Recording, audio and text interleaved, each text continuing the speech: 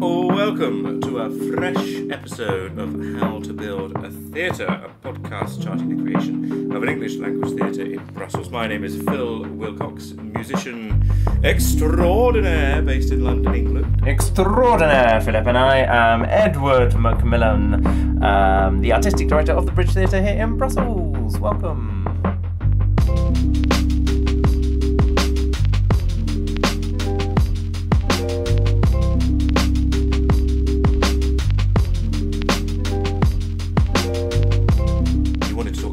About the Bridge's nomadic life, building a theatre within a building, and all of that. It is really nice to, you know, the fact that we are nomadic, as in moving from place to place each time, a producing company without a venue, means that we're always looking for new venues to produce in, and that means each time having to build a relationship with the venue owners and the managers, and you never quite know how it's going to be, and there are lots of unknowns. And so it's really nice on this occasion to go back somewhere where we've been before. We already have an established relationship with the people who run the venue. It means everything is so much more smooth and easier, and there's this relationship of trust and mutual respect, I guess, built up previously. So that's really nice. It's interesting, isn't it, when even if you've managed to visit the venue, which sometimes if you're booking something, certainly if it's a last minute, a step in or whatever you need to, you can't always do, but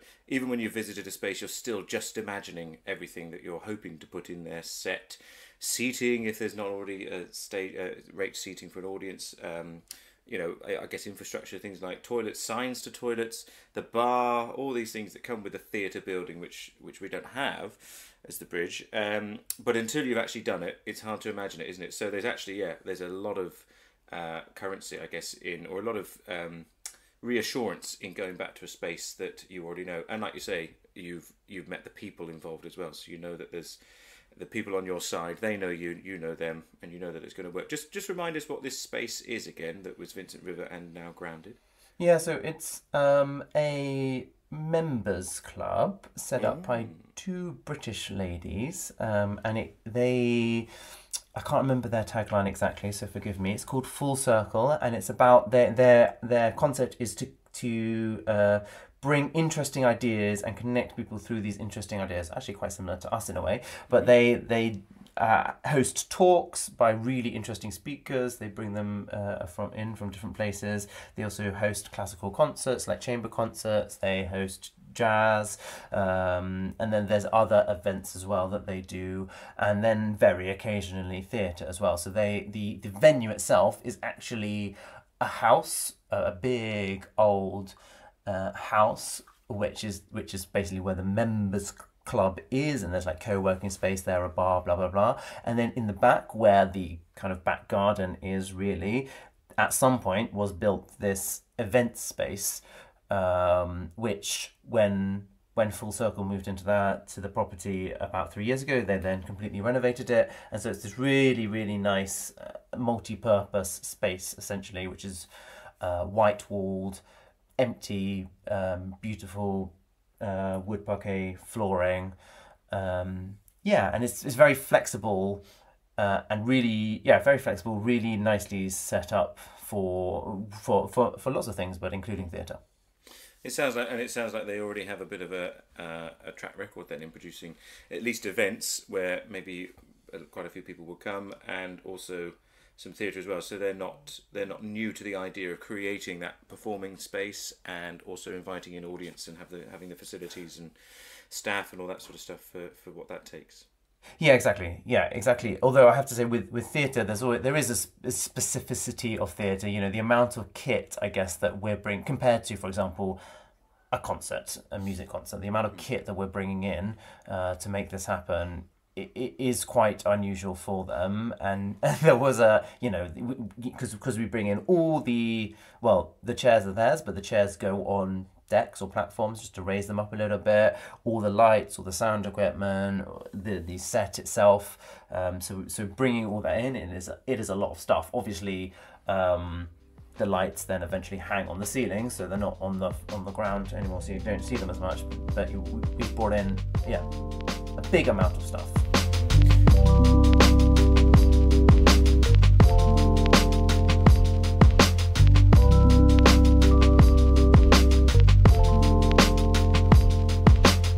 Okay then, Ed, I guess it's time that we introduce and meet our guest for this month. So I hear that we've got another director, Fabrice. Can you give us a little introduction to Fabrice, please, Ed? Yes, I'm very excited to welcome onto the show Fabrice Murgia. He is a Belgian-based director of theatre and opera and much more. And I'm looking forward to having a conversation with him. So welcome to the show, Fabrice. Hi. Hi. How are you Hello. doing? I'm fine. I'm between two rehearsals of operas, so I'm preparing. So I'm at home. So okay. You're between two projects that are Yeah, coming up and have just finished. exactly. I'm now preparing an adaptation of Brodeck, that is a novel from Philippe Claudel that has won the Goncourt Prize a few years ago, and I'm turning it into an opera. So it's a contemporary opera. So we have a new composition for that. That's a big chance because it's very rare to be able to create for new big orchestras. So normally, Fabrice, before we get into the nuts and bolts of it all, we start with a few quick fire questions. Are you a morning person or a night owl? A morning person, very early morning person. What sort of time do you get up? 5. 5? Oh my Between 5 and 6, it depends. Wow. When I'm tired, I wake up at 7, but it often arrives that I wake up at 5 because I'm really more efficient on morning, like a lot of people, I think, but as well more creative. Is more creative. So do you start work in the morning? Are you one of these people that gets up and tries to get to some work before doing anything else, or are you exercising or drinking coffee? What's your morning? Yeah, it's just at home, and how to say, you have the feeling that you are stealing the time to other people. All the town is sleeping, and so it's like hacking. You are creatively hacking the world, and well, it just my mood is that just one coffee, then let's go. I don't have breakfast till 10 a.m. and then my children wake up, and I live in the north of Brussels, nearby the Parc Roi Baudouin. It's a very green part of Brussels, and so I'm not in the stress of the city. I have a little office with my company in the center of Brussels, but I try to stay at home because it's easier for me to work in this, just on my table. Mm. Do you prefer texting and emailing or talking directly to people, phone calls and face to face? I'm really an emailing person, First, I have this is my story, and this is not a big problem, but I just have one here working. So a lot of situations are really difficult for me, and sometimes and almost overall when I'm creating or when I'm rehearsing, I'm not alone in my head. So it's just to have one ear and just to have all those thoughts is very difficult. So I like to write to the people, and as well it's management tool object, an email. I think we can keep the traces, but of course I love to be with people and share things in real life. Do you think, it's just one more question, sort of work related, then I'm going to steer you away from it. Do you think you'll ever retire? What will retirement look like for you if it comes? I don't think so. First, in Belgium, we have to work till 67. It's very old, but well, I don't think so, because really my work is my passion. It seems a little bit cliche and very naive to say that, but no, when I'm on holiday, I'm writing. Sometimes I have to pause the project I'm on it, so I take another book, and if I like the book, I just want to put it on stage. It's very well. It's something funny. It's like making a Sudoku for me to make a direction. I like it, even the very practice stuffs, and so I draw a lot. I'm really someone, I think, unable to do another thing than what I'm doing to do, and I have a big chance to be able to do it.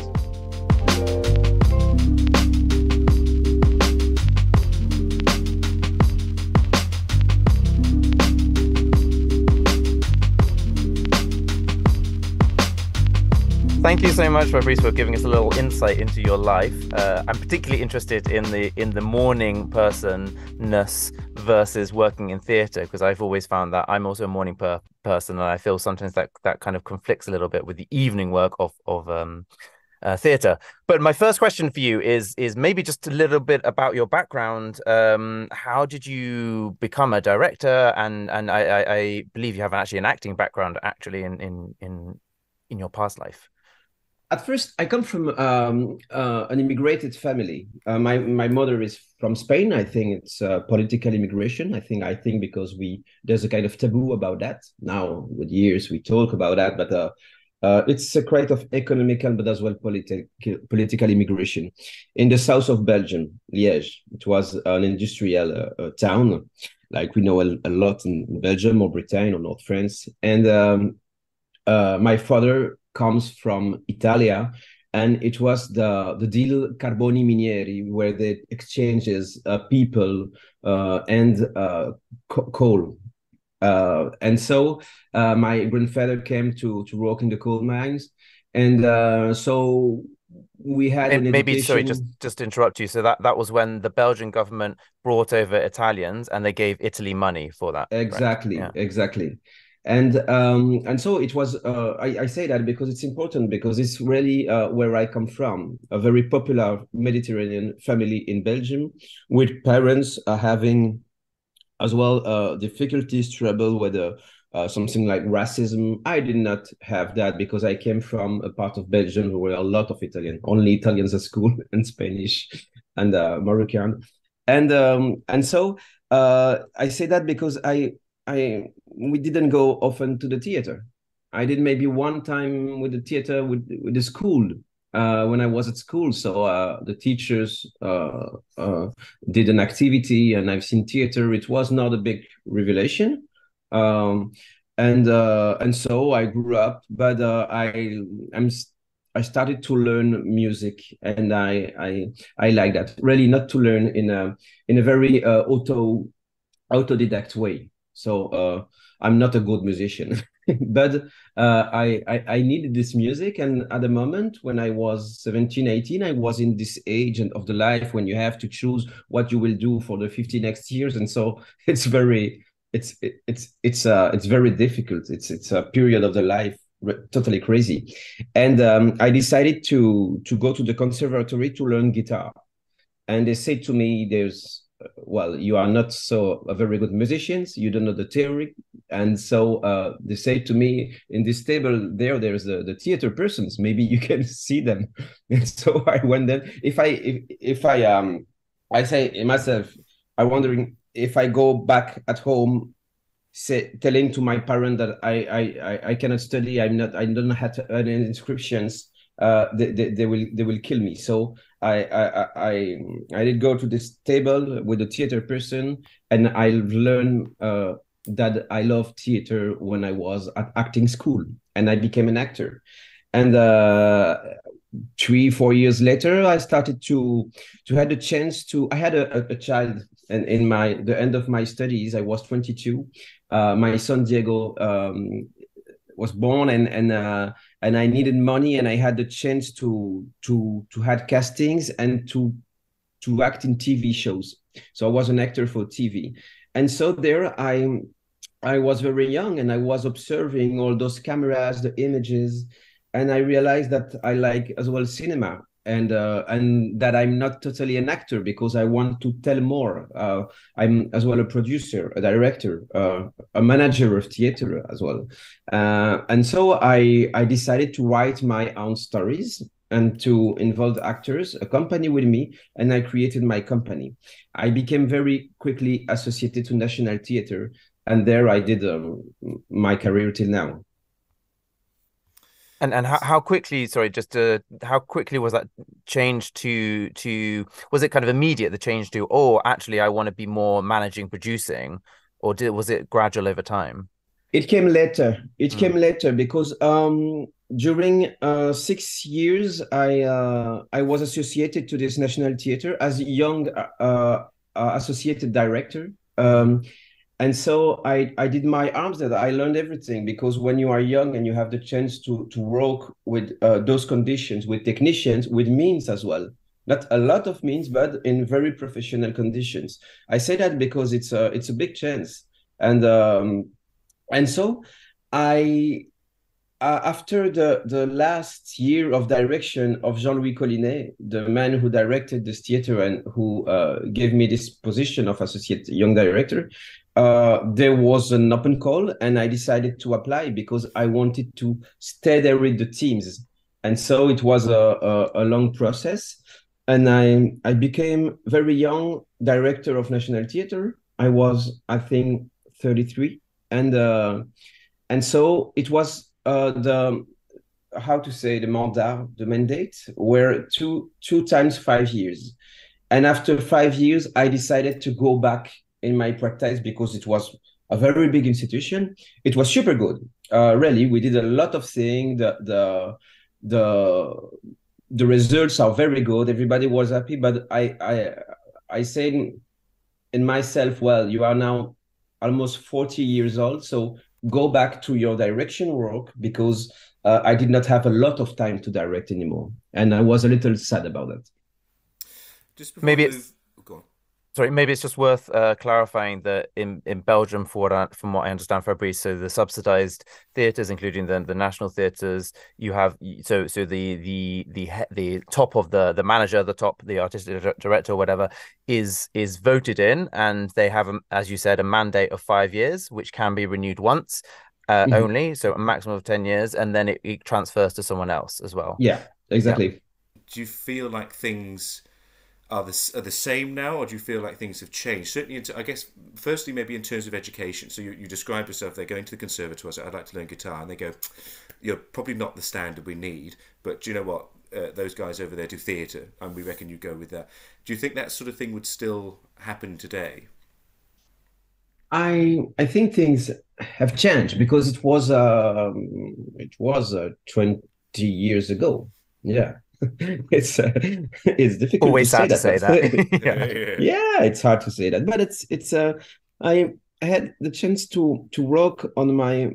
That's what is great with the direction that the teams are moving. The company, or sometimes you need young actors, and so young actors come and you exchange with them. And I work a lot with young actors, and I see that it's quite different today, but it's evolving. It's not very clear.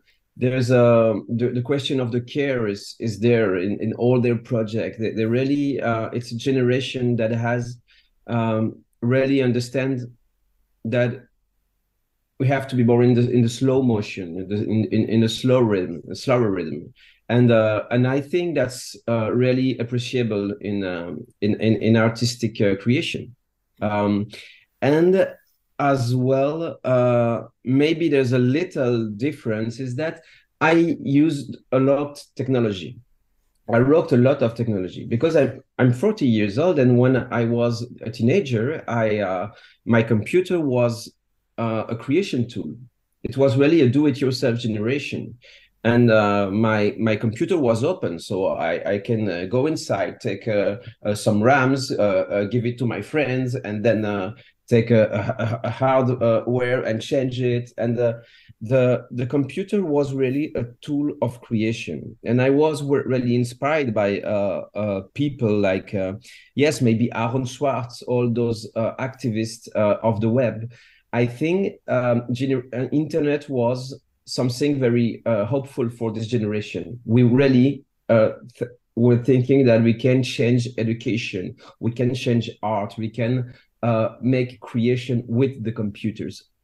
Then it changed a lot, of course, with the GAFAM, with all the social networks, and the way that we became slaves of all this knowledge. But it was the possibility to share the knowledge with everyone for free. And so the open source was really a philosophy for us. Then when I see my son, he's a young actor, he's 18 years old. And I think he doesn't have this point of view on technology. And for me, that it was an object of utopia, an object of a way the world will turn. And And so that's why we started to use cameras on theater and to change the language. And so I'm just wondering if they are as well, if they have the same chance, the same tools than us to change the language, because there's a lot of things everywhere. When I was 20 years old, the theater was sometimes inspiring, but sometimes was null stuff, and we wanted to change the way we tell the stories. And now when I open Netflix and I see all those cases with all those super stuffs everywhere, and a super art director working, and I'm saying, wow, they might be lost in what they want to tell, what they want to do. Everything exists today. It's interesting. You're talking about tech and technology there. I kind of, we're of a similar age. I feel I recall my teenage years mucking around in my bedroom as a musician, and with early household computers that, you know, they were still, like you say, very big and open. You could take the panel off and you could look inside them and do. And tech then in keyboards and synthesizers and stuff, you were still, although it wasn't quite what it was in the 70s and 80s, where you were literally wiring and programming things in physically, there was still a physical element to it. You still felt very quite almost physically creative with technology. Do you think your relationship with technology, now that it's less, it's like cars, isn't it? You know, now you could do much fewer things with cars. You've got to go to the mechanic to get their computer to plug it in to run diagnostics. You can't just jump under the bonnet and start fixing it. Same thing with tablets and stuff. You can't get inside them and start fiddling around with memory and things like that. Do you think your relationship with tech has changed over your life? First, it's quite impossible today to open a computer. It's I did a lot of workshop with all computers, for example, in Dakar, in Senegal, with young communities, and we were explaining them that a computer is just a hardware, a screen, a mouse, a ventilator. You know, it's just something you can plug one to the other. And today I'm realizing that I'm doing those workshops for young people here, and they don't know that how to open a computer. And overall, remember, I don't know the age you have, but I'm 40, and 20 years ago, we started to have all those cameras, the digital cameras as well. So everybody was able to make a movie and it was free, it was accessible. Now all the software, the creative software, costs a lot. And if the young people are not able to pirate them, because you need knowledge to pirate them, we pirated a lot.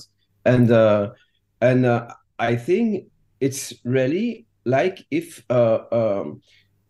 they miss pencils and colors to paint. I think the industry of creativity tools was better for us.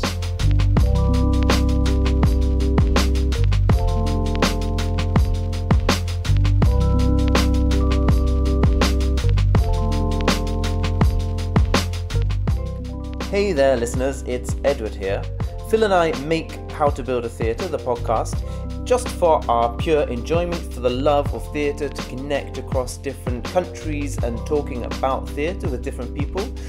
And all we ask in return is for you to leave us a review, follow us on your favourite podcast platform, or even follow our journey of the Bridge Theatre in Brussels through one of our social media channels. They are usually thebridge.brussels, that's Instagram and Facebook, or thebridge_BXL on X or Twitter. So follow along with the journey, and let's continue with today's episode.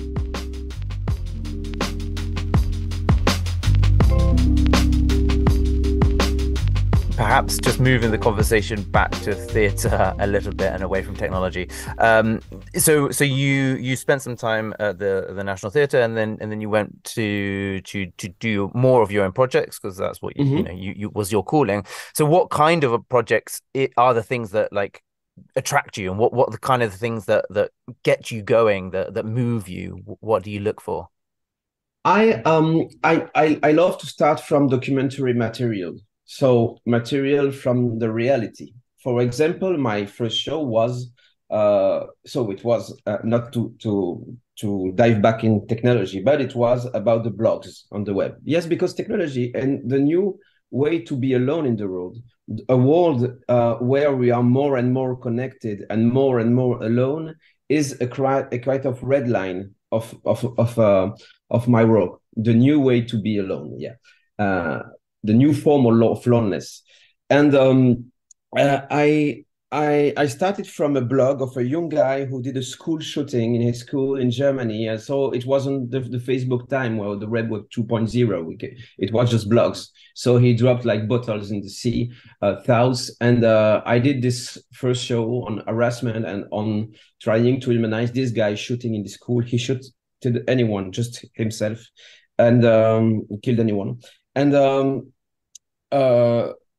then this relationship to this diary of this young boy, this blog, was strong, and I decided then I realized that to write stories, because I write my own piece. I never wrote, well, I did it later with an author, but at first it was just a staging creation and travail de plateau. Really, it's the stage learners how to tell the story, and so I realized that I needed to go out of my bedroom to tell something, because I am not super interesting. I prefer the other people. And so I did travels. That's a quite of difference today as well. They have a bigger conscience, of course, of ecology. And when I was at Liège University yesterday, telling all my shows one after the other with a PowerPoint, and I have seen my ecological footprint before, just in front of those young people. I was there, oh my God, it's not possible. What am I telling? But I did shows I did how to say, investigations to take material in USA, in Chile, with the old prisoners that I throw back to their cellar in the desert, in Russia, in a secret city in Russia. So it became a kind of adventure with investigations, interviewing people about, in Russia, it was about an ecological catastrophe, already a nuclear disaster that is state secret, because it was in a secret town, but it's the third big disaster in the world. So meeting all these people, daring to talk and everything, the material was strong, and then I changed it into fiction. But then, departing from me, with my life of young Occidental Belgian guy, I don't think it's super interesting. I just believe in extraordinary stories to tell. It sounds like your theatre is very much based in the this sounds right, the real world, the real life situations, your own exploration of the world. Have you also done across your career the canon? Have you directed existing shows by existing playwrights, existing operas, or are you always looking for something new and being inside the creation of the work itself? I'm trying to. First, it's not. I love to see some classical pieces and everything, and play writers. It's just not the way I'm doing. But I'm not. Again, I don't think it has to be like that. But no, I've just worked with Falk Richter as an author, and then Laurent Godet, French author. And then when I discovered the opera later, I started to work on repertoire and very classical stuffs. But opera is quite different, because because you can rewrite a story on the story, and often the stories need that because they need contemporary answers of what they are telling, and the music is bringing you really out of earth. So my brain is more open to be like a palimpsest. The palimpsest, those people writing on the Bibles but changing a little bit the meanings, and now I'm really, for the first time, yesterday I was at National Theatre and they said, well, what do you want to do? And I've said, for the first time, I want to do a Shakespeare. I want to do a Midsummer Night's Dream. Of course, we will reinvent it, but this play is had a lot of possibility of crossing languages. with all those this collective of people rehearsing a play in the play, so I can go in prison to make some community projects with prisoners, and maybe we will try to mix the reality, to rewrite something. I don't know, to put real in display. But for the first time, but it was for me, it's because I have done this this passage by opera that I come back on theater saying, yes, maybe now, 20 years after, yeah, Shakespeare, it's cool. It's funny, actually. I remember that idea that opera, you can change the story, or let's maybe say layer over a different, actually quite a different look onto an opera. You know, the idea of setting an opera on the moon has been done quite a lot recently, just to put Così fan tutte on the moon or something like that. It's not necessarily unusual. As a little side note and a personal one about me and Ed and I, we both went, Ed from slightly more of a musical theatre background, went to see a sort of legit musical theatre show in which they had, I won't let's say the name of it because you can probably guess you'll get which one it is, which they'd essentially mucked around with the story. It was a story that didn't quite work. Certainly the ending, the denouement, didn't work for a modern audience, so they had to layer something over it and change it. The interesting theatre, of course, about musical theatre and opera is that the one thing that you can't you can make small changes but you can't really fundamentally change is the music, which provides so much of the subtext. So as a creator and as a director and musical director, you've got to somehow find that the way that it overlaps, that you can still make it sort of coherent with the music that's going on. It's not like a play where you can just be like, right, we're just going to cut that scene because that's a difficult scene. We're not going to give that character retribution. The music works, and it you know, there's only so much that you can change for that. Yeah, it's super important what you're saying, because for me, I love this declaration of Edward Hopper. He said, if I'm able to tell what I want to do, to say it, I don't need to paint it. And it's very beautiful, because theater for me is the same. When you use language, all right, it can be because the text is beautiful, but sometimes what is interesting in a character way is is when he says something because he don't dare to say what he's really wanted to say. So music is a kind of dimension, a layer that is a poetry layer. Music touch your heart before touching your brain. That's the contrary of the text. In France, in Belgium, we have a quite different relationship to the text than you.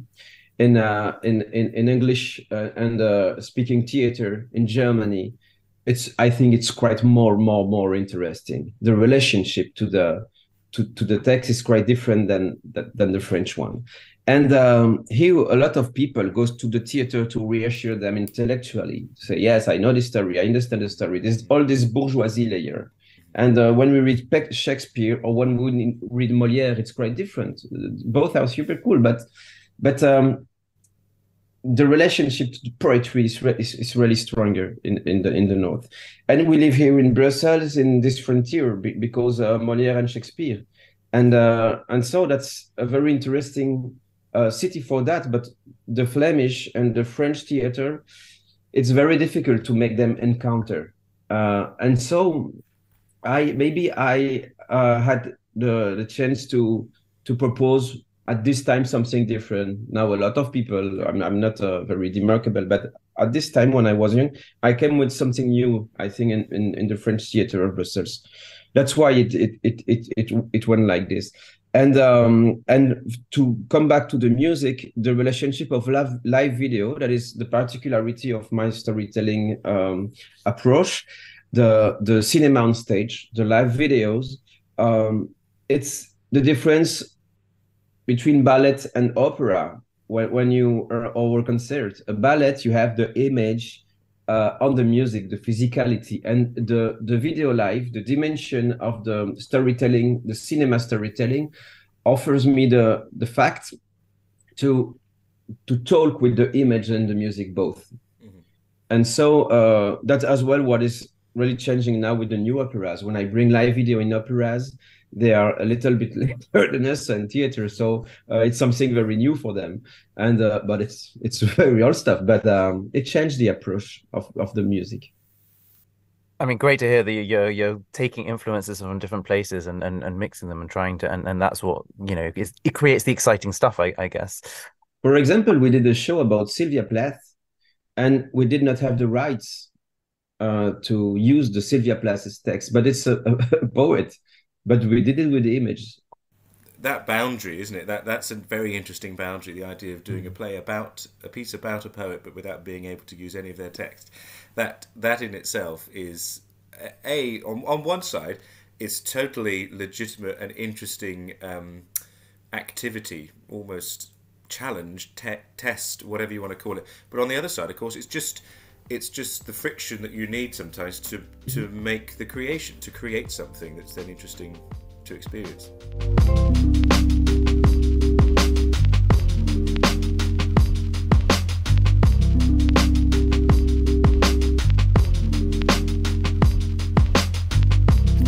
Perhaps just we're moving towards the end, but I would like to hear a little bit about what it means to be a director in Belgium from a kind of industry point of view. How is it to be a director here? Are there certain challenges that you face? Is it a supportive environment? Yeah, the general ecosystem of being a director here in Belgium. Here, the politics is super different than in Flanders.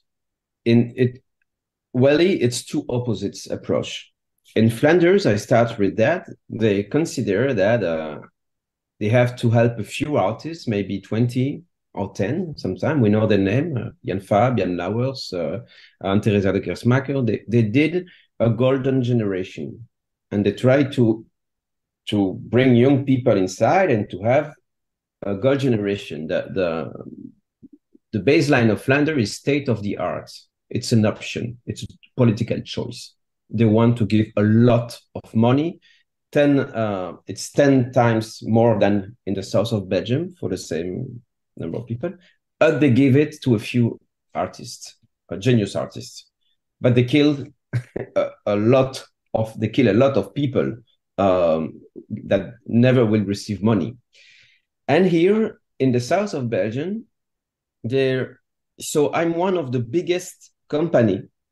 I have per year 150,000 euros to pay my collaborators. 150,000 euros. Anne-Theresa de Kersmaker, the biggest company, has 2 million and a half in Flanders. Okay, so I cannot compare to them because she's a dancer, she's everywhere in the world. But a company like mine has 10 more, maybe 1 million euros. And here they decided to give to everybody. Everybody has money, but not so much. And so the idea is really to connect with the community project, the social work. They mix totally, the art is totally disappearing in the social approach. Really, it's sometimes when I'm talking with our ministry, it's a shame if you do not have non-professional on stage. It goes there, so they are quite crazy with that. But it's good because the theater is really connected to society. And the network of theater, we have one cultural center at 10 kilometers or between 5 and 10 kilometers at most of all people in Wallonia. There's 130 cultural center in this small area, Wallonia. But sometimes they have not enough money to be able to propose a programmation. And so it's two different things. And as you see, they have sometimes their positive aspects. Artists in Flanders are ambassadors. It's soft powering, and I think it's the reason, because Flanders needs this soft powerization. It's a really nationalist approach. And they were under cultural domination of the French side. And so they need this soft powerization. And here we have to demark ourselves from France. And so we need to and we need to give this public aid to the population, and culture is education. But I think sometimes it could be more art as well.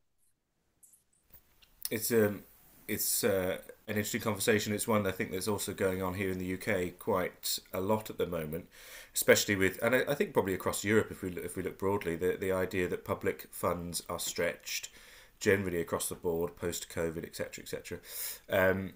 And it's very easy, I think, to boil down. The first thing that gets cut, or one of the first things that will get cut, is things that are seen to be elitist or extra to the things that make money in society. We need to grow the pie. We need to make sure that our reserves are bigger and bigger so that we've got public funds to keep trains running and people are healthy and stuff like that. So we need to cut all this other stuff like art and sport and whatever that's just sort of peripheral on the thing. But of course, we know, I think we're preaching to the converted on this podcast, that soon leads to it falling down into the chasm of being, art is then only for people who can afford it and all that sort of stuff. But then you get all these other interesting conversations about, like you're saying here, art linked with society, art linked with education. It's very common. I mean, and it's quite right as well that all the big nationally funded institutions here in the UK and probably across Europe also have a massive onus on them to do what used to be called outreach, learning and participation, going out into the community, running workshops, running stuff in schools, making sure you're bringing people, accessibility is the big word, that sort of stuff. But then that in comparison to, what about art for art's sake? You might want to put on something that's totally valid, but actually only impacts a very small part of society, or is only going to be very interesting to a small part of society. Is it any less valuable as a piece of art subjectively? Is the big question, isn't it? It's not. And we could talk about it for days, and I don't think we'd ever get to an answer. Do you? I sort of get your subtext of what's going on in Flanders with the money side. If we go into the money side of things, this idea of spreading the pot so that more people have a little bit less. I couldn't quite figure. Do you think that is ultimately better, or is it is a positive way to do it? Do you think that creates more opportunity, or does it mean that actually everybody then doesn't quite have enough money to do what they want to do? No, I think it's not so good. It's good to identify and help emerging companies, because it's not good to be like in Flanders to say, okay, they are the good ones, and so generation are coming out of school, acting school and directing school, and you're not watching to them. It's not possible. So we have to be careful about who is coming, what they propose, and to give as well money for emerging and the kick-off projects, because the most difficult to do the first thing. If you do it in a garage or in your bedroom, any programmers will identify your work. So how do we let the stage come to young creators? But giving to everybody is not the... And we are not able in the south of Belgium they don't want to make political choices about, yes, we want to go in this direction. We are as well in an electoral stuff, always. Before the social networks, it was a little bit before the elections that we wanted as politic men or women to show that we give. Now it's always there's this thing of but you have to be brave to be Minister of Culture. You have to make choices, because choices of society, because it's really the mirror of how is going the society. And so, well, I cannot criticize because I don't want to do this job. And I don't know what to do if I was in this position. But I think a good society is a society that goes to the theater. Yeah, because Jules Renard, a French artist, said, if you don't go to the theater, the fact of not going to the theater is like washing your face each morning without mirror. So yes, it's the reflect of the society, and they have to say, wow, I'm not good in this mirror today. Yes, it is. Yes, a mirror for society. I love this. Perhaps just to end, Fabrice, you mentioned at the very beginning that you're working on a couple of operas at the moment. So how does your 2024 look? What exciting projects can you tell us about? So I'm working on Broadek at Opera Ballet Vlaanderen in Antwerpen. So you see, we have to work in Flanders and Ghent. And this will go after in Nancy in France. That's a quite big opera, but a new creation. Then I'm working on Seasons. It's with the Capella Mediterranea. It's in Geneva. It's a project with 4 singers, and it's a movie project. And then I'm working with Manchester Camerata, maybe for the BBC proms, we hope, with a Requiem of Mozart. Yeah. Great. Staged Mozart Requiem. Yeah. It's with the composer Bushra Turk. She's based in London, and yes, she's wonderful. Fantastic. So a lot of music happening. Yeah. Fabrice, thank you so much for all these insights. I feel we only really scratched the surface, but that's all we have time for on this podcast. Really nice to hear both your kind of history, but also your insights into how the theatre world is working in Belgium and how you see theatre in general. So thank you so much for coming on and talking to us. Thank you. Thank you. And thanks, Phil, and we'll see you next month. My pleasure, yeah. See you next month.